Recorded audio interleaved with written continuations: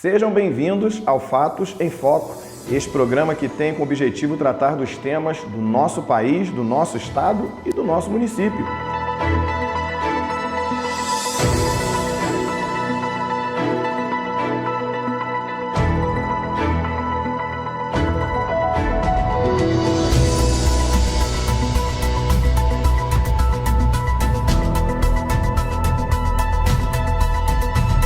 E agora nós vamos tratar dos temas do nosso país.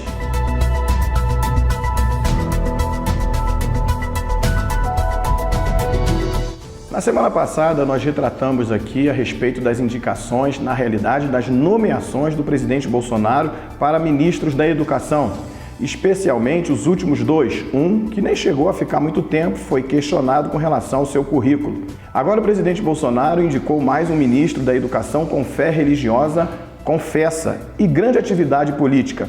Milton Ribeiro é pastor da Igreja Presbiteriana, formado em teologia, e o que mais evidenciou essa indicação, essa nomeação, foi exatamente a sua fé religiosa.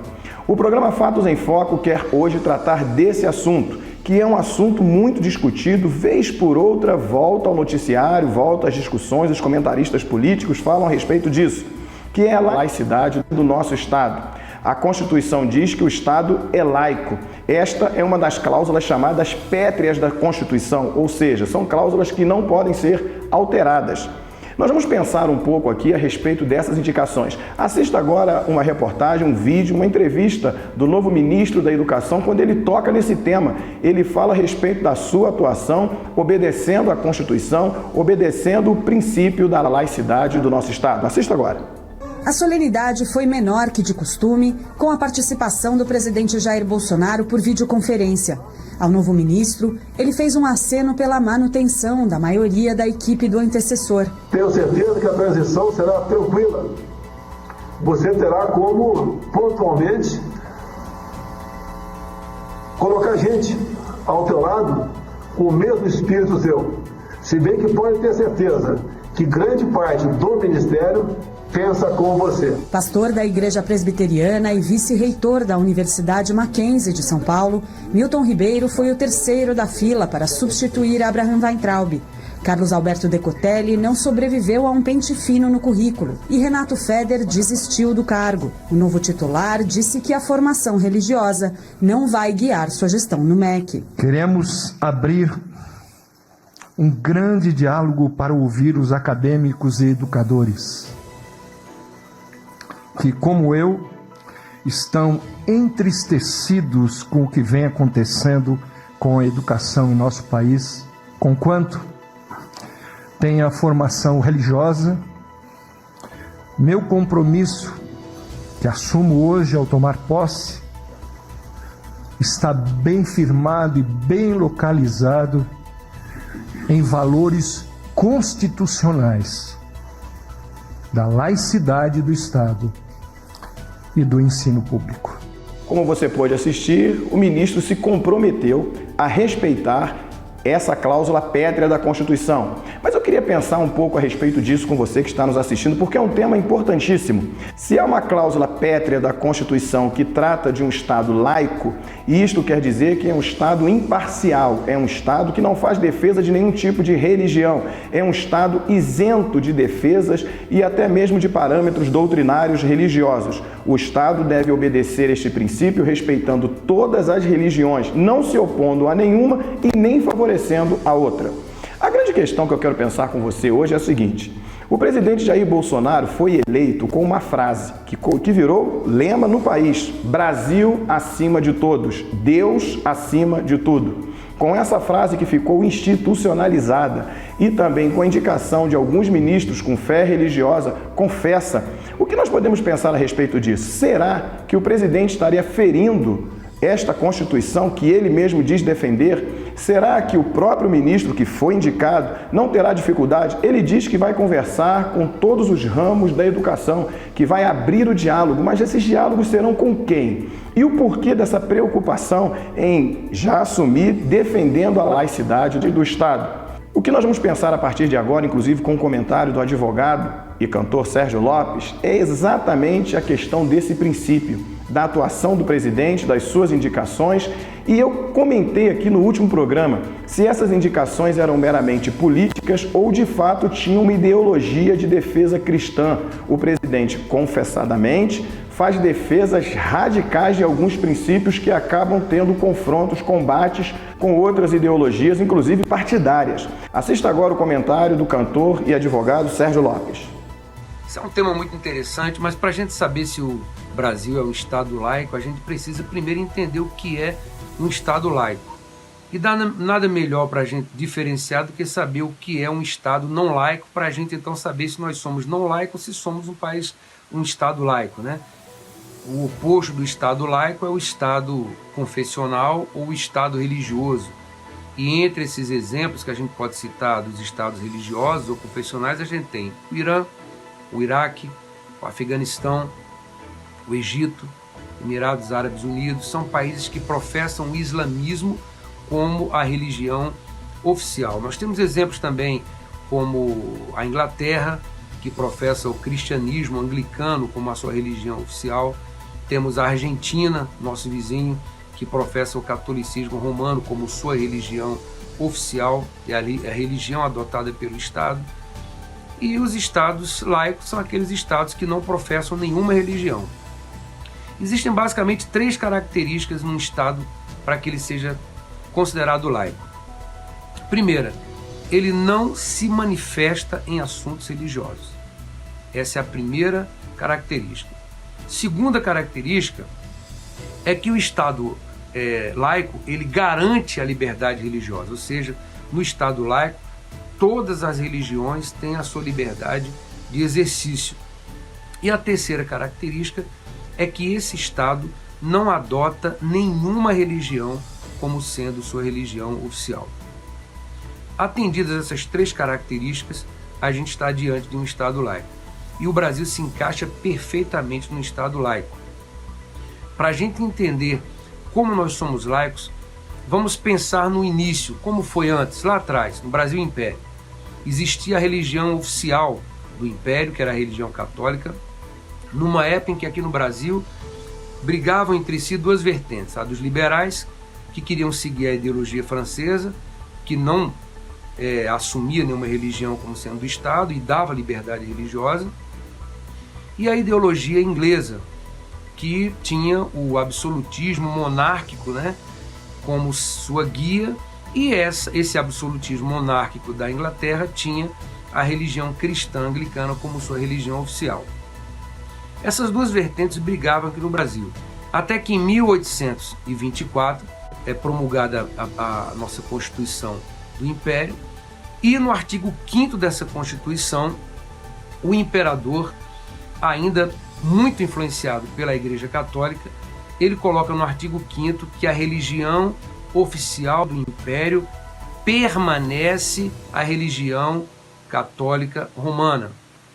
Em 1889 é proclamada a República, em 1891 sai a primeira Constituição Republicana, e nessa Constituição, que foi escrita por Rui Barbosa e Prudente de Moraes, fica então determinada ali a separação definitiva entre Igreja e Estado. Essa Constituição de 1891 é a partir dela que o Brasil se torna uma república laica, um Estado laico, ou seja, não existe mais a fusão entre Igreja e Estado, eles se separam. E o efeito dessa separação foi tão profundo que foi a partir de 1891 que começaram a se criar os cartórios. E qual era a finalidade da existência dos cartórios? O casamento passou a ser um ato civil. E por que tudo isso? Muito importante a gente entender por que isso aconteceu. Porque a partir do momento em que o Estado passa a ser laico e a religião não tem mais domínio sobre as decisões estatais, a primeira coisa que aconteceu foi relativa à propriedade. Naquela época, antes da promulgação da Constituição de 1891, quando uma propriedade era deixada sem herdeiros, ou seja, o proprietário morria, não tinha herdeiros, essa propriedade passava a ser propriedade da Igreja. A partir de 1891, essa propriedade passa a ser do Estado. E por isso que começou então a se formar, a se fundar apressadamente pelo país inteiro os cartórios civis para registrarem as propriedades, para registrarem os casamentos, no direito sucessório, quando aquele casal morresse, se não tivesse herdeiros, então essas propriedades passariam ao poder do Estado, o que acontece até o dia de hoje. Nós somos verdadeiramente um país, um Estado absolutamente laico. Agora, dizer que um Estado tem que ser laico não significa dizer que os seus indivíduos têm que ser laicos. As pessoas individualmente elas podem ter a religião que bem quiserem. E é nisso que está justamente a liberdade de crença protegida pela Constituição de 1988. Essa Constituição teve um pequeno impasse no seu preâmbulo, quando Ulisses Guimarães permite que seja colocado no texto do preâmbulo, sob a proteção de Deus, né? Ele deixou todo aquele texto, nós representantes do povo brasileiro, papapá, e no final ele fala, sob a proteção de Deus, promulgamos a presente Constituição. Esse sob a proteção de Deus foi tido por muita gente, por uma minoria, né?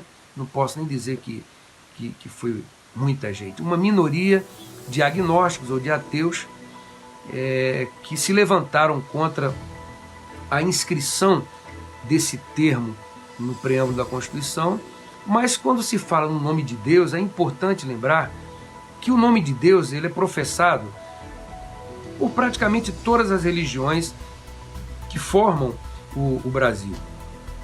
No candomblé, no espiritismo, no catolicismo, no cristianismo protestante, o nome de Deus é um nome comum. E o Brasil é formado, por sua grande maioria, por pessoas que creem em Deus, independente de serem católicos, umbandistas, evangélicos, espíritas, até de outras religiões, porque até os islâmicos também creem em Deus, apenas dão para ele um outro nome, que é o nome de Alá. Mas a população em geral, e na sua quase totalidade, crê em Deus. Então o nome de Deus sendo colocado no preâmbulo da Constituição, mas sem fazer menção a nenhuma religião, nenhum segmento, seja evangélico, católico, espiritismo, se não faz menção a um direcionamento, não tem problema nenhum, não significa que o Estado deixe de ser laico por conter apenas o nome de Deus no preâmbulo de sua Constituição. Um erro mais grave foi cometido pelo presidente João Figueiredo, né, que promulgou a Lei 6.802, em 1980, que determina o feriado nacional dedicado à padroeira da Igreja Católica. E realmente foi alvo de muito protesto na época. E isso foi um ato realmente lesivo à laicidade do Estado. Essa lei, ela permanece vigente até o dia de hoje, é o dia 12 de outubro, que é considerado um feriado nacional, e essa lei realmente fere um pouco o Estado laico que deveria existir totalmente aqui no Brasil, né? É digamos, uma mancha na laicidade do Estado.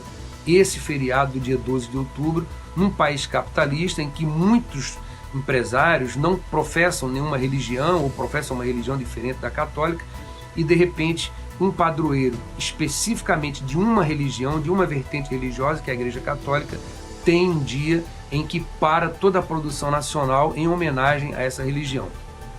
Eu creio que foi um pequeno arranhado na laicidade do Estado brasileiro, mas não, de forma alguma, não tira o mérito que foi conseguido em 1891 de ter havido uma separação definitiva entre a Igreja e o Estado e ter sido o marco do início, né, de um Estado laico lá em 1891. Com relação a essa frase de campanha, esse lema do presidente da República, Jair Bolsonaro, que diz que o Brasil acima de tudo, Deus acima de todos, né? Essa frase também absolutamente não fere a laicidade do Estado, porque ela não obriga ninguém a professar nenhum tipo de religião. Como eu já falei aqui, Deus é um nome comum a praticamente todas as religiões, a 99% praticamente do povo brasileiro que crê no nome de Deus de alguma forma, em alguma vertente religiosa, seja no espiritismo, seja na Umbanda, seja no catolicismo, seja no protestantismo, mas o nome de Deus está ali presente com suas variantes, mas Deus é algo comum entre todas essas religiões. Agora, se ele colocasse um representante evangélico, como nesse lema dele, se colocasse um representante da Umbanda, se ele falasse, por exemplo, Brasil acima de tudo, Ogum acima de todos, aí já seria diferente. Já estaria puxando para uma vertente religiosa e realmente seria uma frase que quebraria mais uma vez, como foi feito em 1980 pelo João Figueiredo, quebraria a laicidade total do Estado brasileiro. Mas não fere e não vemos ele defender religião nenhuma. As pessoas individuais podem professar suas religiões da maneira como bem quiserem. O Estado tem que ser laico, não as pessoas, não os indivíduos. Ele pode nomear ministros da Umbanda, pode nomear ministros católicos, pode nomear ministros evangélicos, não importa qual seja a religião individual de cada um dos que estão sendo convocados para compor o governo. O governo em si, o Estado em si, é que tem que se manter laico, não pode, como eu já disse aqui, sair daquelas 3 características que formam o Estado laico. Não pode se manifestar em assuntos religiosos, e realmente ele não se manifesta nesses assuntos, o governo federal.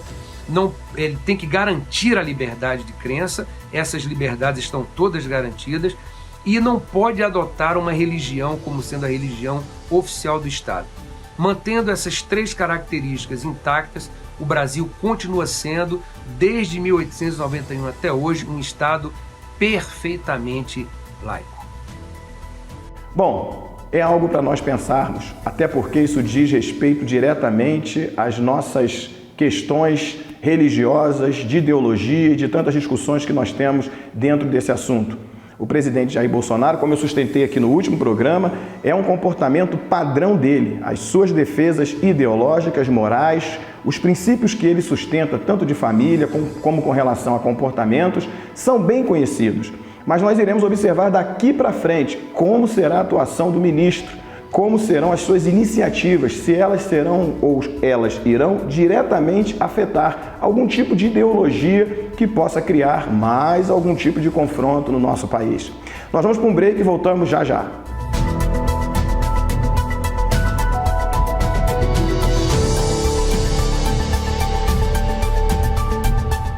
Conheça a The Best Coffee, onde você pode saborear uma infinidade de doces, salgados, sanduíches e, principalmente, uma grande variedade de cafés. Além disso, temos um espaço aconchegante, onde você pode fazer o seu lanche e tomar o seu café com conforto e bem-estar em um ambiente super agradável. Conheça a cafeteria The Best Coffee, Rua Luiz Nogueira Júnior, número 100, no bairro de São Pedro. Telefone 2741-2387. A Piso Show apresenta o que há de melhor em pisos, acabamentos, metais e porcelanatos. Temos sempre os mais recentes lançamentos das fábricas. Contamos com amplo depósito para garantir que os produtos adquiridos cheguem até você com toda a qualidade. Nossas entregas são rápidas e seguras. Na hora de construir ou reformar, conte com a Piso Show, a Avenida Alberto Torres, 1034, em frente ao Hospital São José. Ligue e fale com os donos, 3642-6200.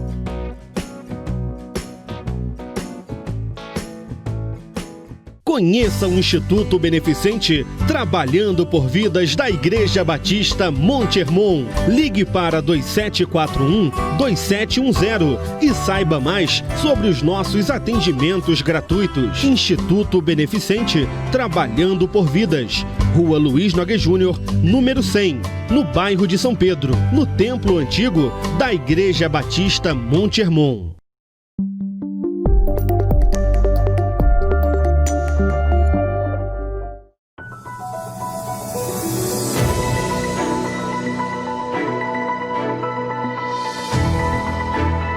E agora nós iremos tratar de temas do nosso estado.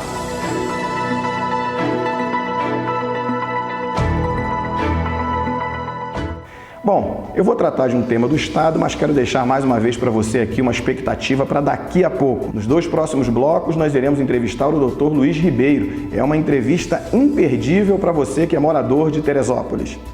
Mas agora, semana passada eu criei aqui uma discussão em que eu entendi que foi muito saudável. Eu falei de duas contradições. Falamos do futebol, que era a final no Maracanã entre Flamengo e Fluminense, e falamos de uma contradição. Enquanto Flamengo e Fluminense disputavam uma final, que o Flamengo acabou ganhando, existia um hospital de campanha no Maracanã também. Era uma contradição, porque enquanto uns comemoravam e disputavam a taça de um esporte muito comum e popular no Brasil e no mundo inteiro, do outro lado, existiam pessoas que estavam lutando pela vida. O hospital de campanha foi desmontado, a final já acabou. Eu propus logo depois uma outra contradição, que era exatamente essa. Um governador que durante muito tempo trabalhou, mas de maneira assintosa pelo isolamento social. Agora é o contrário, o povo na rua e o governador se isolou, acabou ficando um pouco recluso. Só que essa semana o governador apareceu para se defender das acusações. Assista agora um vídeo que ele postou nas suas redes sociais, está no YouTube, assista agora. Quero dizer ao povo do estado do Rio de Janeiro, fui juiz federal por 17 anos. Na minha carreira tive uma vida ilibada. Fui considerado um juiz linha dura. Me elegi governador do estado do Rio de Janeiro. Todas essas acusações levianas que estão sendo feitas contra mim é por parte de gente que não quer um juiz governando o estado do Rio de Janeiro. Não sou ladrão e não deixarei que corruptos e ladrões estejam no meu governo. Peço ao povo do estado do Rio de Janeiro que acredite, porque nós vamos vencer essa guerra contra a corrupção. Como você pode observar, o governador acaba se dizendo vítima de uma conspiração que não quer um governador juiz lá no Palácio. Eu tenho lá as minhas dúvidas com relação a isso. O Palácio da Guanabara hoje é ocupado pelo governador Wilson Witzel, que foi eleito com a defesa de um novo político, uma nova política. Não era um personagem conhecido no cenário político, veio da magistratura, ascendeu todos, a maioria, as pessoas defendem que ele apareceu, não é ali, sendo levado por Flávio Bolsonaro, foi levado naquela corrente muito forte que elegeu vários candidatos na última eleição a reboque do presidente Jair Bolsonaro.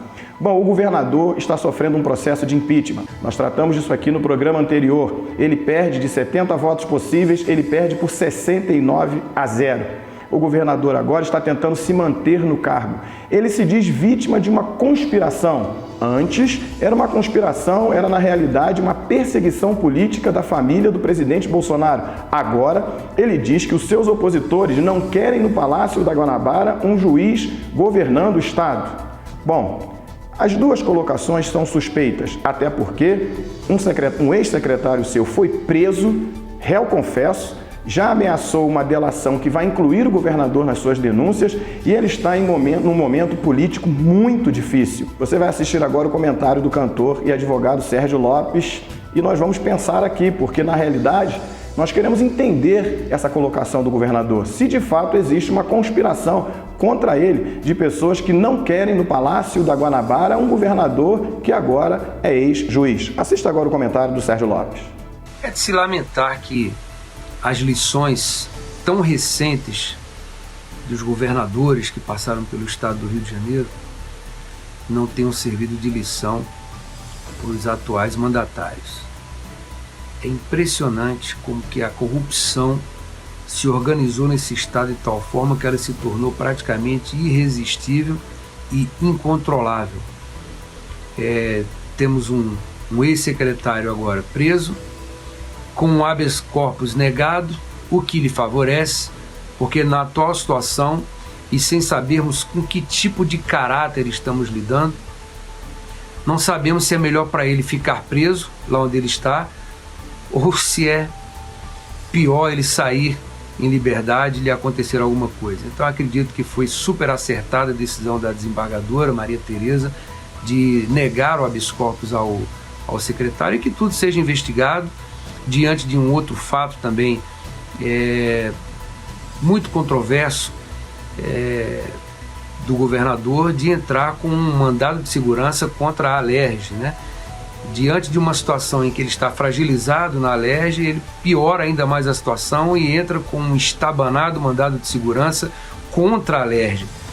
Então ele não se cansa de fazer barbeirada uma atrás da outra.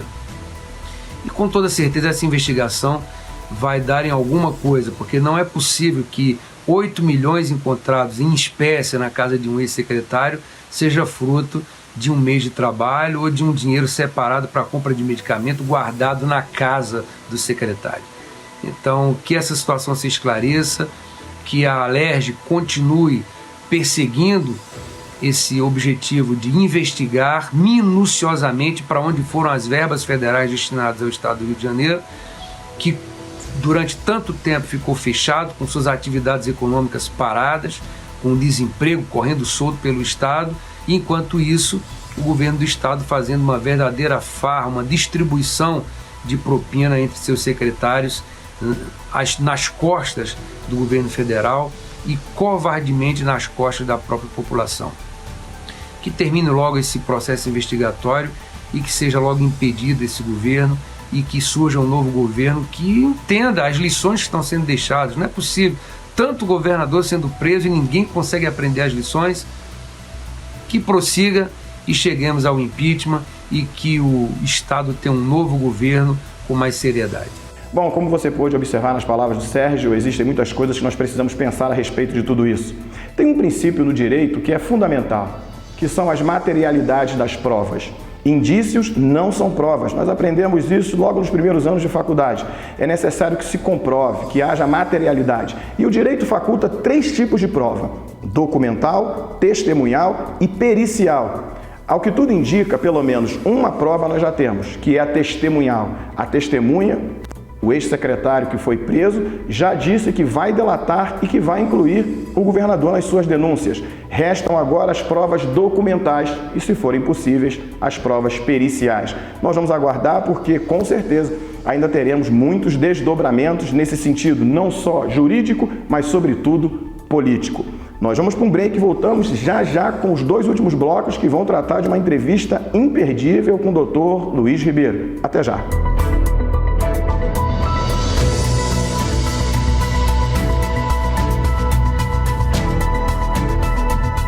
Conheça a The Best Coffee, onde você pode saborear uma infinidade de doces, salgados, sanduíches e, principalmente, uma grande variedade de cafés. Além disso, temos um espaço aconchegante, onde você pode fazer o seu lanche e tomar o seu café com conforto e bem-estar em um ambiente super agradável. Conheça a cafeteria The Best Coffee, Rua Luiz Nogueira Júnior, número 100, no bairro de São Pedro. Telefone 2741-2387. A Piso Show apresenta o que há de melhor em pisos, acabamentos, metais e porcelanatos. Temos sempre os mais recentes lançamentos das fábricas. Contamos com amplo depósito para garantir que os produtos adquiridos cheguem até você com toda a qualidade. Nossas entregas são rápidas e seguras. Na hora de construir ou reformar, conte com a Piso Show. A Avenida Alberto Torres, 1034, em frente ao Hospital São José. Ligue e fale com os donos. 3642-6200.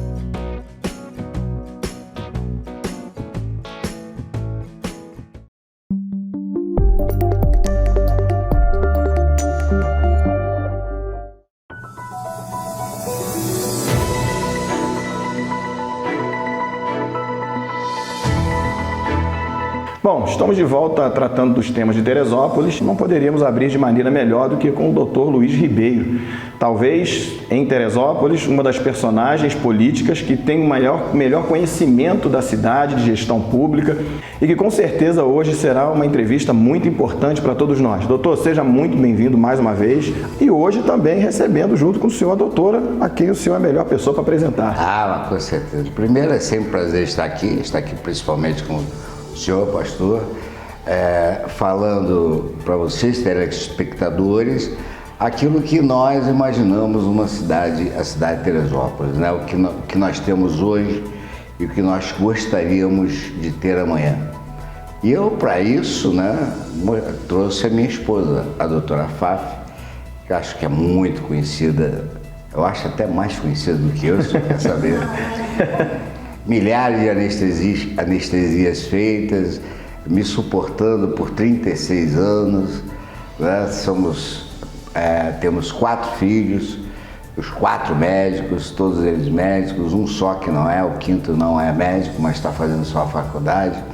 E graças a ela eu consegui essa proeza. Doutor, deixa eu aproveitar então aqui esse clima, né, de descontração para a gente conversar um pouquinho. Eu acho que é muito importante para o telespectador. Conhecem vocês dois, qualquer morador teresopolitano conhece a história de vocês, mas é importante também para a gente fazer uma ambiência aqui de família, Perfeito. Entendermos os desafios. Não é? Não são todos os casais que marido e mulher, né, marido e esposa, têm a mesma profissão. Vocês dois têm a mesma profissão, respiram o mesmo ambiente profissional e também político. Como é esse desafio? Interessante, pastor, porque ela é anestesista, eu sou cirurgião.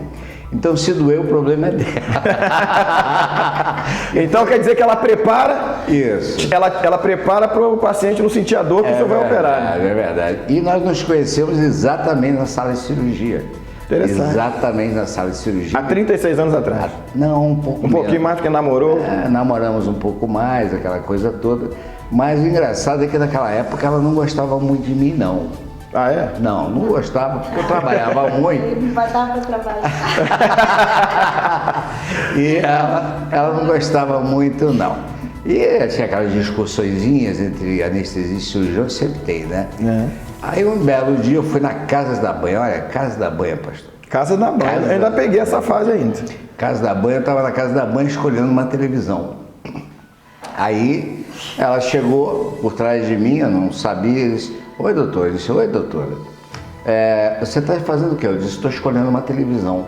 Olha, pega aquela ali, isso foi a primeira ordem que eu Então já começou recebendo ordem. Que é muito comum, né?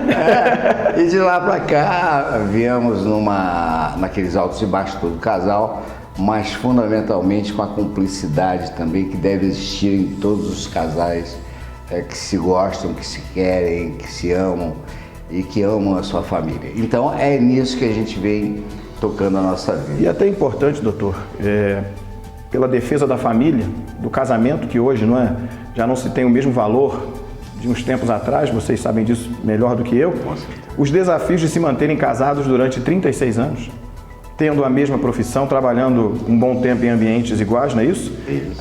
O senhor acumulando a função política, que são duas funções profissionais que requer muita paciência, não é? Muito diálogo, muita dedicação, força, muita compreensão de ambos os lados. Interessante que ela também tem um lado político. É aí que eu queria que o senhor entrasse também. Ela tem um lado político muito importante que o senhor vai perguntar e ela vai responder, o senhor vai ficar impressionado, como eu sempre fico, quando ela responde sobre o passado. O que ela viveu no passado dentro da política e o que está vivendo nesse momento. Pode contar a experiência. A senhora foi a primeira prefeita de Teresópolis, não é isso? Sim. Mulher, lógico, né? Foi um período pequeno, foi só 6 meses, mas que fez muita diferença, né? Que o resultado daquele foi em 1998, 98. Né? Já tem 22 anos, Sim. né? Mas até hoje faz efeito, né? Porque Sim. São coisas que foram tão, como é que eu vou te explicar? Importantes para a cidade, mas eu acho que foi muito, muito importante, não é o fato de ser prefeita. O importante é mostrar para as pessoas que a nossa cidade tem soluções, né? Que ela é viável. Então, não adianta hoje, por exemplo, dizer que não se faz porque deixaram uma cidade assim ou assado. Também não peguei a cidade em bom estado. Já naquela época, né? Já naquela época já tínhamos nossos problemas e muitos problemas, mas foram 6 meses que deu para resolver muita coisa. Muita coisa que está até hoje sobrevivendo e, por exemplo, as professoras, foi o maior salário quase do Brasil, eu acho, foi que a gente aproveitou o Fundef, naquela época era Fundef, não era Fundeb, hoje Fundeb, do qual que a gente tem que lutar para manter, sabe, que é muito importante para a E que é uma das grandes discussões também do país, né? Atualmente. Para manter. Então, até hoje, continua sendo que eu valorizei realmente as professoras, eu acho que elas são o nosso futuro, elas que cuidam dos nossos filhos, né? Elas tinham que ter um padrão de vida e serem valorizadas. E foram várias questões que a gente resolveu naquela época e E também pelo fato de ser mulher, né, todo mundo estava duvidando. Sempre tem aquela desconfiança. Então eu provei também, eu acho que eu honrei a minha classe e estou tranquila, ficha limpa, transparente, porta aberta, conversando sempre com as pessoas e vendo quais são as necessidades das pessoas. Então a gente abriu todas as frentes, porque dizem que um problema de cada vez, não eram vários os problemas. Mesmo que tenham sido 6 meses, mas foram 6 meses produtivos. Muito produtivos, que está até hoje. Está aí a Guarda Municipal, que foi criada comigo. Na sua gestão? Na minha gestão. Onde é hoje a Secretaria de Saúde, fui eu que comprei. E várias outras. Fiz o Hemonúcleo. O Hemonúcleo, né, que é o... não tinha, a televisão não tinha, e várias outras, se a gente for citar aqui, vai... Doutora, deixa eu aproveitar então essa sua fala e pensar o seguinte, nós temos hoje 12 vereadores, não é isso? Sim. Na cidade, uma mulher, só existe uma vereadora, não é? Num país que conseguiu eleger uma presidenta, infelizmente não saiu da melhor maneira, mas isso também não deve ser levado em consideração para generalizar. As mulheres hoje têm um papel muito fundamental na sociedade, anteriormente não existia, hoje o avanço é muito grande, mas ainda existe um pouco de desconfiança. Sim, eu acho que elas não têm muita chance, está faltando, eu acredito que está faltando coragem. Vamos à luta, eu acho que a gente tem que ir, tem que enfrentar, porque a mulher tem uma capacidade de não fazer uma coisa só ao mesmo tempo, faz várias coisas. Eu falo sempre isso. Várias coisas ao mesmo tempo.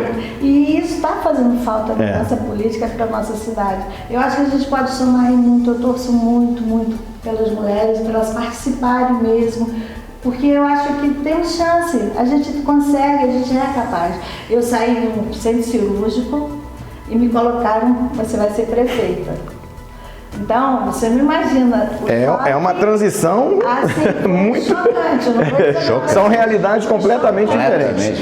Aí, eu acho que quando você quer, você faz. Sim. Então, o que eu me cerquei, valorizei os funcionários da prefeitura, aproveitei ao máximo eles, porque sabia das experiências deles, da capacidade deles, e técnicos, sempre técnicos, entendeu? Eu fui, e portas abertas e sinceridade com as pessoas. Qual foi a influência do esposo na sua gestão? A influência na época, ele era deputado estadual e foi muito importante. Vocês não imaginam como é importante ter um deputado estadual junto com o prefeito.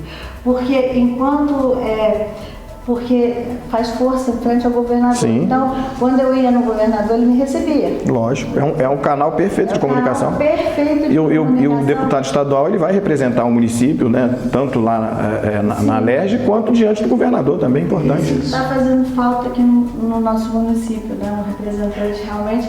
E essa porta aberta, porque aí é um poder, né? Porque tem o voto dele na Assembleia, eu tinha que ir lá pedir. E eu era muito atendida, muito mesmo. Teresópolis tinha muito. A senhora falou na questão política da gestão pública, sim, mas diretamente, qual foi? Tinha muita influência a experiência dele política nos 6 meses que a senhora ficou de aconselhamento? Mas ele foi fundamental. Só para ter uma ideia, a gente fez uma das melhores leis de incentivos fiscais, foi graças a ele. Essa parceria.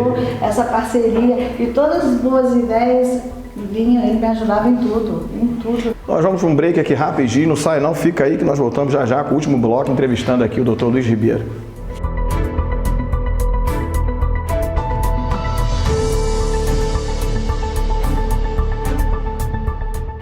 Conheça a The Best Coffee, onde você pode saborear uma infinidade de doces, salgados, sanduíches e, principalmente, uma grande variedade de cafés. Além disso, temos um espaço aconchegante, onde você pode fazer o seu lanche e tomar o seu café com conforto e bem-estar em um ambiente super agradável. Conheça a cafeteria The Best Coffee, Rua Luiz Nogueira Júnior, número 100, no bairro de São Pedro.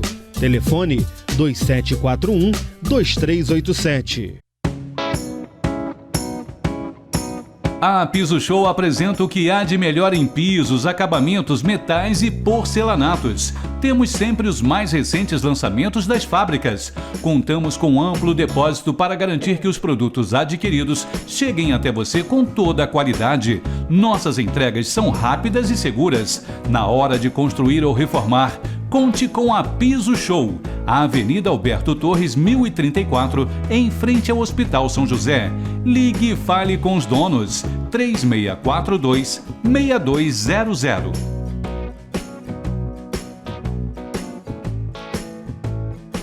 Conheça o Instituto Beneficente Trabalhando por Vidas da Igreja Batista Monte Hermon. Ligue para 2741-2710 e saiba mais sobre os nossos atendimentos gratuitos. Instituto Beneficente Trabalhando por Vidas. Rua Luiz Nogueira Júnior, número 100, no bairro de São Pedro, no Templo Antigo da Igreja Batista Monte Hermon.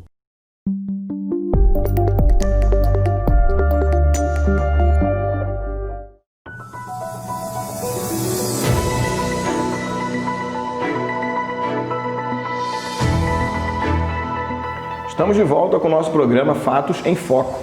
Continuando aqui com a nossa entrevista, estamos recebendo hoje o Dr. Luiz Ribeiro, sua esposa, doutora Fafa, e um bate-papo aqui muito interessante. Um bate-papo que no bloco anterior tratamos aqui de questões familiares, mas que envolveu também a atividade profissional laborativa dos dois, tanto na gestão pública quanto também na profissão de médico dos dois. Doutor, queria me concentrar um pouquinho agora para nós tratarmos aqui dos assuntos que são importantes. Sobretudo, acho que a grande discussão que nós temos tido, uma delas, né, de tantas, aqui na cidade. Em meio a essa pandemia, aí existem várias teses, denúncias, né? Aqui em Teresópolis são várias.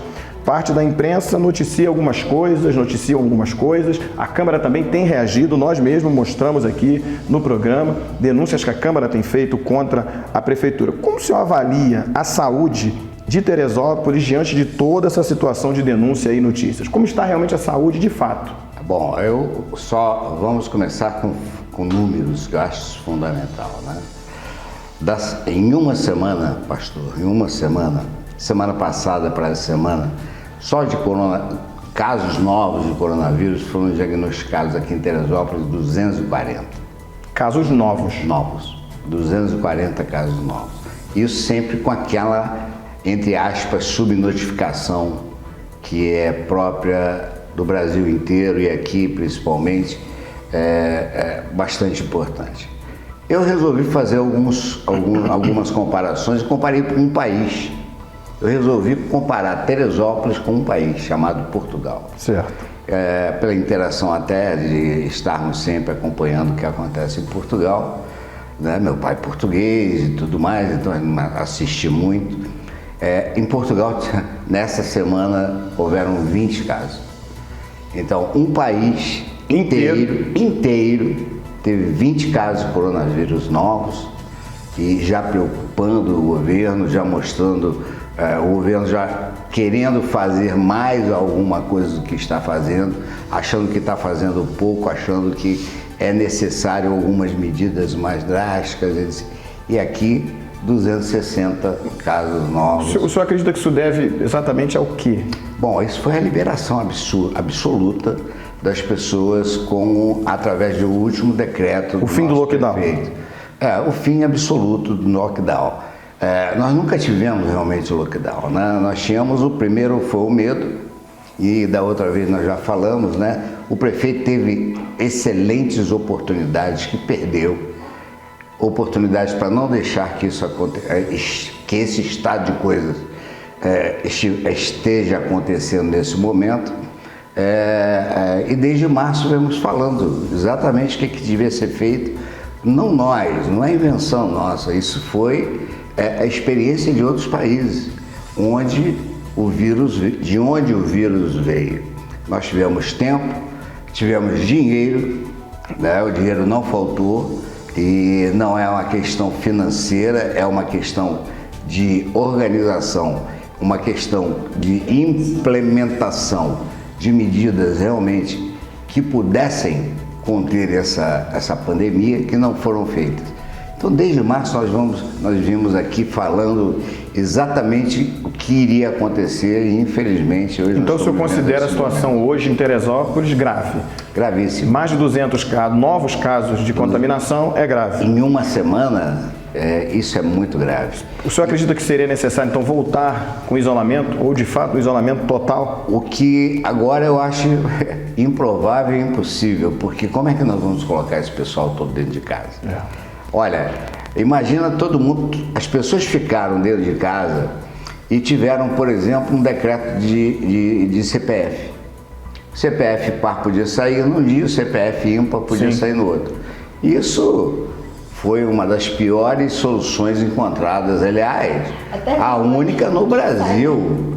A única cidade do Brasil que implementou isso. Então, na realidade, nós não tivemos lockdown. O prefeito diz que, na realidade, outras 2 cidades fizeram uso. Uma de Minas Gerais, acho que Viçosa, se eu não me engano, e acho que uma outra cidade também fez uso, em condições diferentes de população. Completamente diferente. E eu tive o prazer de conversar muito, inclusive numa live, com o prefeito de Volta Redonda. Sim. Volta Redonda hoje passou a ser de epicentro, que hoje nós somos o epicentro da região. O que é o epicentro? É o maior número de casos. Então hoje nós somos o epicentro da região serrana. Volta Redonda era o epicentro daquela região. Resende, por aí vai, para aquela região toda. Então, Volta Redonda era o maior número de casos. O prefeito fez um lockdown vertical, agiu de maneira efetiva, isso em março, criou o hospital de campanha, trouxe especialistas, infectologistas, para auxiliar a equipe da Secretaria de Saúde que ele possuía, e deixou de ser o epicentro para ser hoje considerada a cidade modelo no combate ao coronavírus. Então, o senhor vê que as medidas tomadas a tempo impediriam que isso acontecesse. Nesse momento que nós estamos vivendo, seria, como eu falei, eu estava falando sobre o CPF, os pares saíam e contaminavam os ímpares. Sim. E o que é pior, aquilo que se as pessoas escutavam na televisão, os mais velhos, o grupo de risco, ficassem em casa, porque eles morreriam, teriam uma possibilidade muito maior de morrer do que os mais novos, começaram a ver o CPF, que era a parte, disse, não, agora eu vou sair. Agora, o CPF vai, eu posso. Então deixa eu lhe fazer uma pergunta. Toda essa questão das denúncias que eu coloquei aqui até na pergunta, infelizmente a cidade está infestada por essas denúncias. Isso é jogo político por ser um ano eleitoral ou de fato existe alguma materialidade nisso? A materialidade está aí. Exatamente nessas questões. Mas aí é uma questão de má gestão sanitária que está ocasionando isso. Mas e essas várias denúncias que são feitas, como eu citei aqui na Câmara, na imprensa, contra a gestão, uso de recursos, desvio, não é jogo político, isso é uma realidade que Teresópolis vive? Isso é uma realidade que a Câmara de Vereadores está investigando. Eu prefiro esperar, do que acreditar que alguém, se bem que o Witzel, foi um exemplo, está sendo um exemplo do mesmo partido, do prefeito e tudo mais, está sendo um exemplo terrível, em termos de gestão pública. Espero que não, eu torço que não, mas o que se vê é que Teresópolis tem recebido dinheiro. É só você entrar nos órgãos oficiais que você vai ver que tem recebido dinheiro e nós não estamos vendo esse dinheiro agir. Ou seja, nós não estamos vendo o dinheiro fazer a diferença. Sim. Continuamos com a mesma realidade que tínhamos no mês passado, meio retrasado, e o dinheiro não deixa de chegar, está sempre chegando a tempo e a hora. Continuamos com o problema de teste, pastor, que a gente vem falando há muito tempo. Nós precisamos testar e testar mais, cada vez mais. O painel da prefeitura mudou completamente das duas semanas para cá. Ele está cada vez menos transparente. Você não sabe, por exemplo, quantos testes foram feitos, porque ele disse que comprou 2.500 testes, e ia licitar 50 mil, 2.500. No painel, por exemplo, está lá dizendo que fez mais de 6 mil testes. Ora, está fazendo aonde? Está pagando para quem? Agora, doutor, para onde está indo esse dinheiro? Existe, a meu juízo, pelo menos no que eu observo daqui, do lado, vamos dizer, do eleitor, existem duas realidades. Existem a realidade das denúncias, que são feitas, né, várias delas, Exato. tanto da Câmara quanto da imprensa, etc. E existe uma realidade da rua. A sensação que eu tenho do lado de cá, como o senhor sabe, eu sou pastor, tenho uma igreja na cidade, num bairro considerável, dito por muitos, o maior de Teresópolis. Verdade. Tem uma igreja de uma expressão considerável naquele bairro, e a sensação que eu tenho daqui é que as pessoas não estão vivendo essa realidade que o senhor coloca de enfrentamento da pandemia como uma realidade crítica. As pessoas estão até mais à vontade nas ruas. Eu cheguei em Teresópolis domingo à tarde, e várias pessoas no soberbo lá em cima, sem máscara, passeando. Absolutamente. Porque eu acho que o exemplo tem que vir de cima. Aí está a grande dificuldade que o prefeito está enfrentando nesse momento. Né? Ele cedendo a pressões, né? Pressões de amigos e da própria... Como é que eu vou falar? Como o início do processo foi mal feito, ficou-se dentro de casa, ficou-se preso dentro de casa praticamente 1 mês, 2 meses. 2 meses, as pessoas não saíram. E agora estão saindo. E agora estão absolutamente liberadas. Nesse absolutamente liberadas, há aquela sensação falsa de normalidade, que está tudo certo, que eu posso. Você não vê, por exemplo, o prefeito alertando. Agora, eu vou insistir aqui, até para nós passarmos para uma outra pergunta que é importante, pelo seguinte: a informação existe muita. Inclusive, se colocar em alguns ramos, alguns segmentos da imprensa, você vai ver falando mais da parte negativa do que positiva. Então as pessoas sabem que ainda existe essa realidade. Mesmo que a prefeitura não desse notícia de toda essa situação, a imprensa está divulgando direto aí, colocando que ainda há um perigo muito grande. Muito grande. As pessoas estão indo à rua, o que me parece é que elas não consideram o medo, mas a imposição legal de não irem à rua ou de usarem máscara. Parece que elas passou, o senhor disse que a primeira imposição foi pelo medo, então parece que passou o medo e eles estão indo para as ruas. E depois o decreto do prefeito liberando a circulação das pessoas. Se a liberação fosse feita dentro de um critério real, um critério que é adotado por todas as cidades, né? Aquela amarelo, laranja, vermelho, se fosse feito dessa maneira, com certeza nós estaríamos vivendo uma outra realidade. Com certeza. E por isso que eu falo, o exemplo tem que vir de cima. O exemplo sempre tem que vir de quem nos comanda. Hoje, realmente, eu posso afirmar, e afirmo ao senhor, aos seus telespectadores, que o prefeito de Teresópolis fracassou.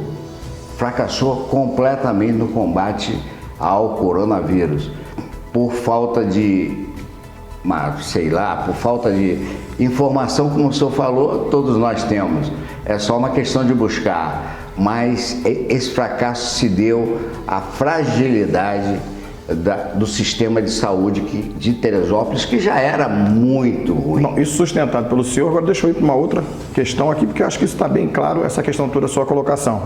Agora, suponhamos, num eventual governo seu, e esse enfrentamento que nós observamos aqui na cidade, que é assintoso da imprensa contra o prefeito, que muitas vezes também é muito monitorado, muito manipulado por uma questão de interesse político. Se porventura o senhor tivesse que passar por essa questão toda que o prefeito está passando aqui, qual é a melhor postura? É o isolamento? É o diálogo? É a conversa? O diálogo, com certeza sempre diálogo. Foi isso que a doutora colocou no seu governo, né? A base de todo bom governo é o diálogo. Você tem que conversar não só com um espectro da sociedade, ou só, vamos conversar só com os empresários, vamos conversar só com... Não, vamos conversar com o povo de modo geral, a sociedade organizada, com associações de moradores. E aí você vê os vários fracassos que esse governo vem acumulando por falta exatamente desse diálogo. E eu posso citar um que nós passamos, que foi a questão da integração. Sim. Quis empurrar goela abaixo do teresopolitano e deu no que deu. Esse desastre que foi, inclusive, com um prejuízo absurdo para nós. Quem pagou aqueles abrigos, quem pagou aquilo tudo, fomos nós.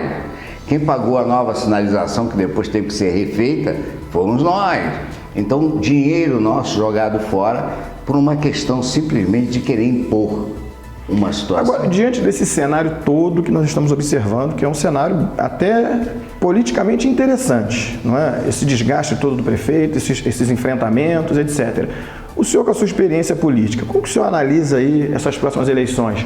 Temos aí uma Câmara que agora nós teremos 19 vereadores e tem muita gente vindo, e temos também a eleição para prefeito. Qual é a sua análise, qual a leitura que o senhor faz das duas eleições aí para vereador e para prefeito? Olha, pastor, a análise única e exclusiva é que Teresópolis vai precisar ser reconstruído.